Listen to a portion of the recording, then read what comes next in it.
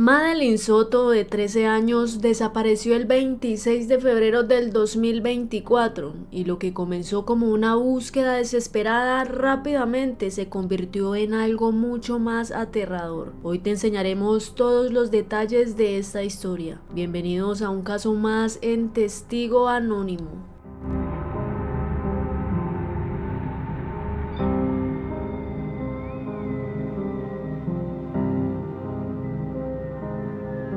Madeleine Soto nació en febrero del 2011, hija de Jennifer Soto y Tyler Wallace. Asistió a la escuela secundaria Hunter Creek en Orlando, Florida, donde vivió en un apartamento con su madre y el novio de ella, Steven Stearns. Su padre vivía en Texas con su esposa y se comunicaba principalmente con Madeleine a través de las redes sociales. Maddie era la persona más importante para ellos, pero nunca imaginaron lo que verdaderamente sucedía.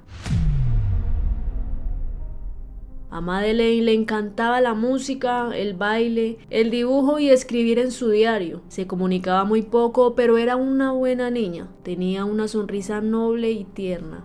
El 26 de febrero del 2024, Jennifer, la madre, recibió una llamada proveniente de la escuela, donde le informaban que Madeleine no había asistido en todo el día, por lo que ella fue donde su madre a descartar la posibilidad de que Madeleine estuviera allí. Cuando se percató de que no estaba en casa de su abuela, fue cuando decidió reportar por primera vez vía telefónica la desaparición de la menor de edad, según relató la madre. Pocas horas después de esa llamada, se presentaron a la comisaría del condado Jennifer Soto y Steven Stearns a poner una denuncia formal por la desaparición de Madeleine. Fue allí donde empezaron las investigaciones formales del caso.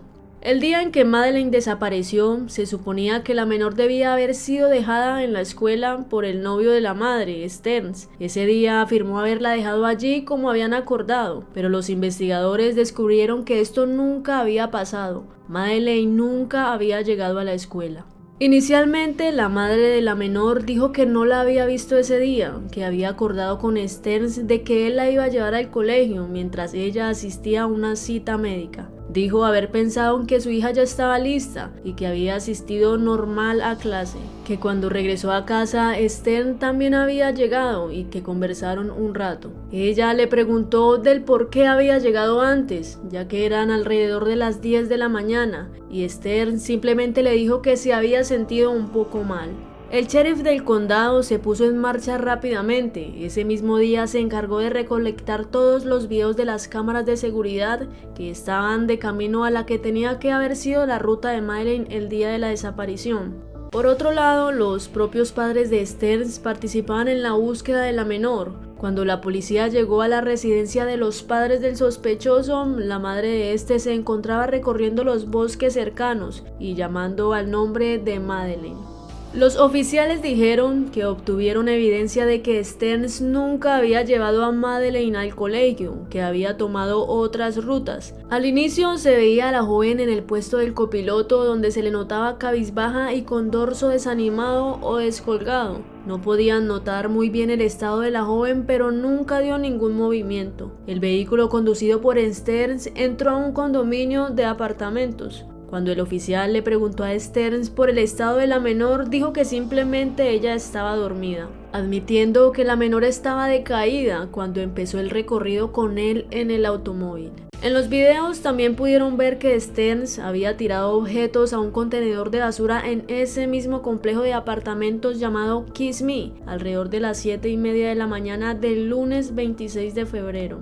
Luego de eso, los detectives fueron al lugar para ver lo que se había arrojado y entonces lograron recuperar la mochila de Madeleine y su computadora portátil escolar, que se encontraba efectivamente en el contenedor. En el basurero también fue recuperado un zapato o cross de color blanco que usaba Madeleine ese día. A las 8:19 de la mañana, los oficiales tenían evidencia clara de que Stearns había salido del complejo y que era evidente de que Madeleine ahora no estaba ocupando el lugar. De inmediato sospecharon que tal vez Madeleine estuviera muerta en ese momento. Justo en este punto, Stearns fue considerado como el principal sospechoso de la desaparición de la menor de forma oficial, por lo que la investigación se desvió a un interrogatorio producido hacia los cuidadores de Madeleine.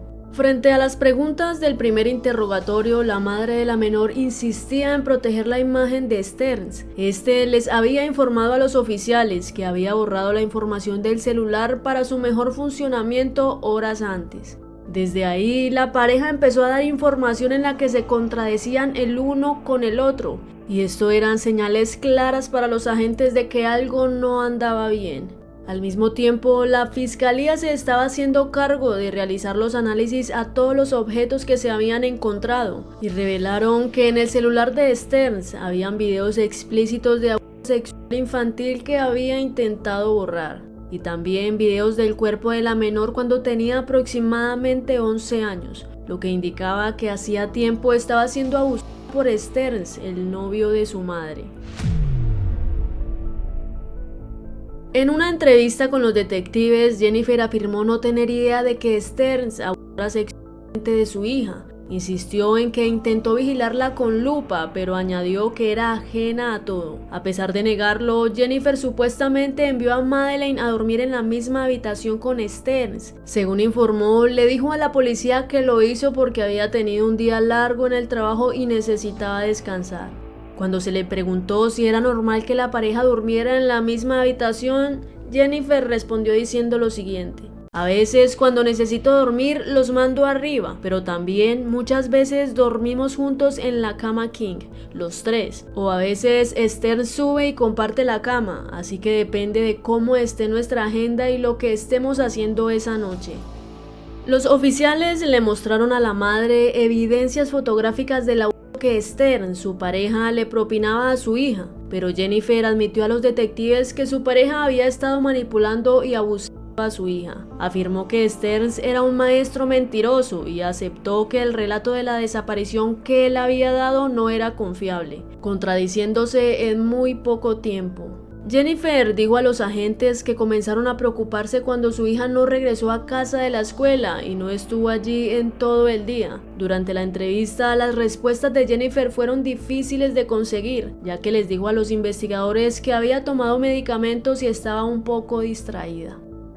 El 28 de febrero del 2024, 2 días después de la desaparición de Madeleine, Stearns fue arrestado por agresión sexual y posesión de material de abuso infantil. Desde las primeras etapas de la investigación se le consideró el principal sospechoso de su desaparición. El 1 de marzo, los oficiales dieron una conferencia de prensa en la que daban los detalles que se habían obtenido del caso hasta el momento. Entre ellos decían creer que el cuerpo de la menor estaba en las horas de la madrugada, cuando estaba siendo llevada por Stearns cerca a los apartamentos. Tan solo pocas horas después de este comunicado, la policía descubrió el cuerpo de Madeleine en una zona boscosa y remota de la ciudad Cloud en Florida.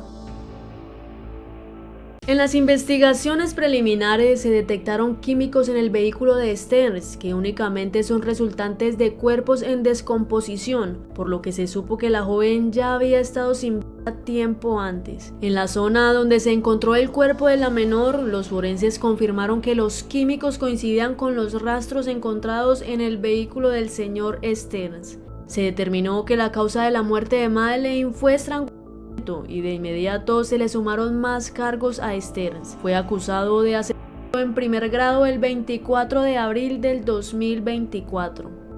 Stearns se declaró inocente de los 60 cargos de agresión sexual y un cargo de asesinato. Posteriormente, el 21 de julio del 2025, el mismo día en que debía comenzar su juicio por agresión sexual, se declaró inocente del cargo de asesinato premeditado en primer grado. En el juicio contra Stearns, las pruebas eran contundentes y el jurado estaba luchando porque se le impusiera una pena de muerte. Estaban a poco de lograrlo cuando el acusado cambió su declaración y empezó a declararse culpable de cada cargo. Se declaró culpable de 8 cargos de agresión sexual capital contra una menor de 12 años, 5 cargos de agresión sexual contra una persona de entre 12 y 18 años y 7 cargos de abuso sexual lascivo.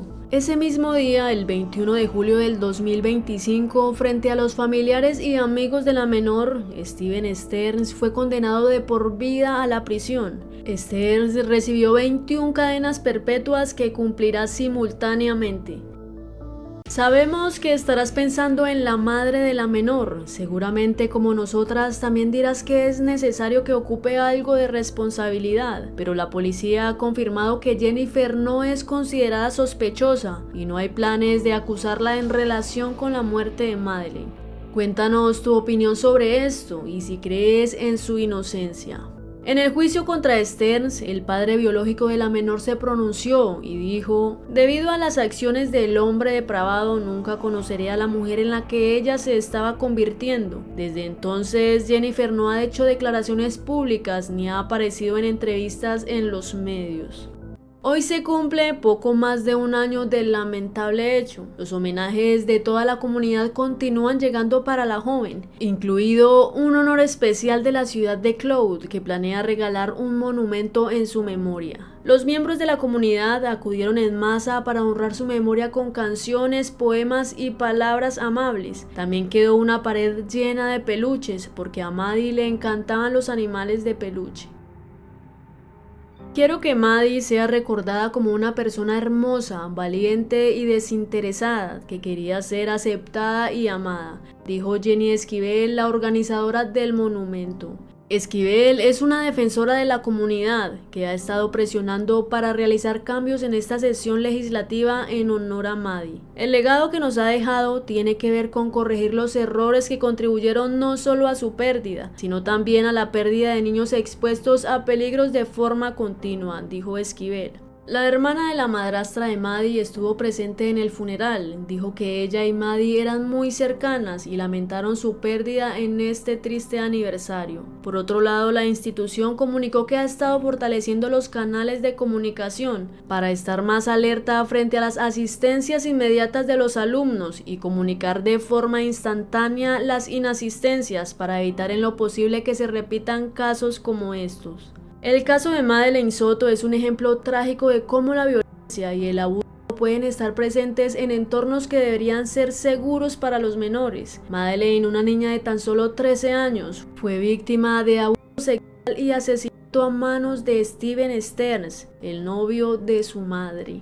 La confianza ciega en las personas cercanas puede ser peligrosa, como se vio en la relación entre Jennifer Soto, la madre de Madeleine, y Steven Stearns. La falta de comunicación y la negación de la madre sobre los posibles abusos pudo haber contribuido a la tragedia.